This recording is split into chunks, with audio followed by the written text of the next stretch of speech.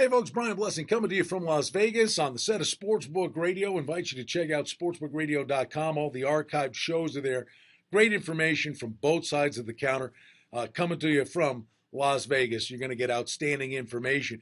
And what we're going to focus on in this little snippet for you is the British Open, the third major.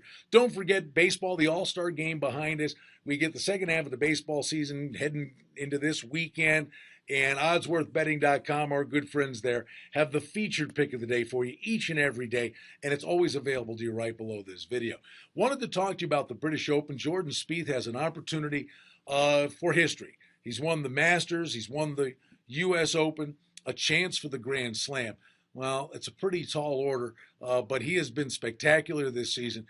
You see the overreaction, I think, on the wagering board. Louis Oosthuizen was 120-1 in the U.S. Open. Really, I thought was the best player in the U.S. Open. Now he's down to 20-1, and that's just flat out a ridiculous number. But you're looking for value. I think you look at European guys. I think Henrik Stenson has a big opportunity.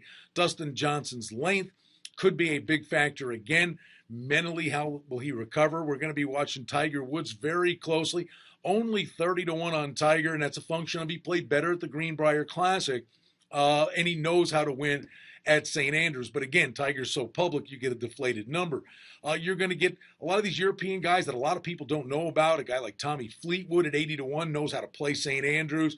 I think Victor Dubuison's short game at 80-1 makes him a guy that you could consider. It's just a great event. It's just the crazy hours that you'll be watching this and following along. But there's something special about a major golf tournament, and the fact that it's at the home of golf, St. Andrews, makes it really compelling.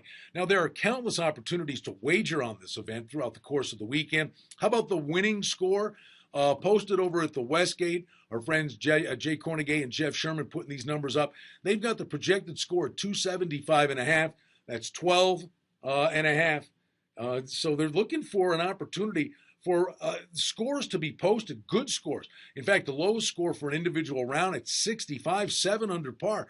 The one thing that bears very close watching when you're handicapping this is weather is going to roll in on Friday afternoon. Rain and wind, and that will go into Saturday.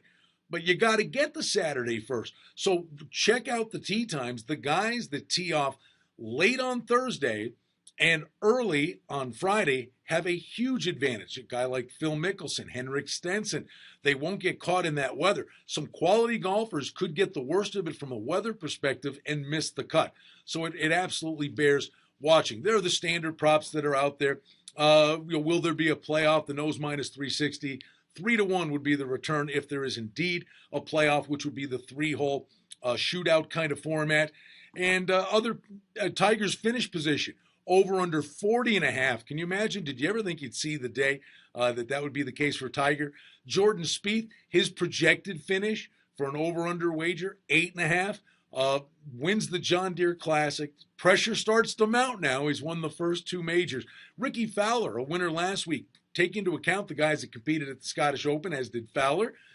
Could have an advantage coming in with current form, that style of golf, specifically the American golfers that went there to give that a shot. Fowler's projected finish position, 22.5. And don't forget, he was in the top 5 of all 4 majors last year, and he's coming off a win. Adam Scott's a quandary. He's been kind of quiet, but he steps up to the plate in majors. Adam Scott's finish position, 22.5. That's also the number for Henrik Stenson.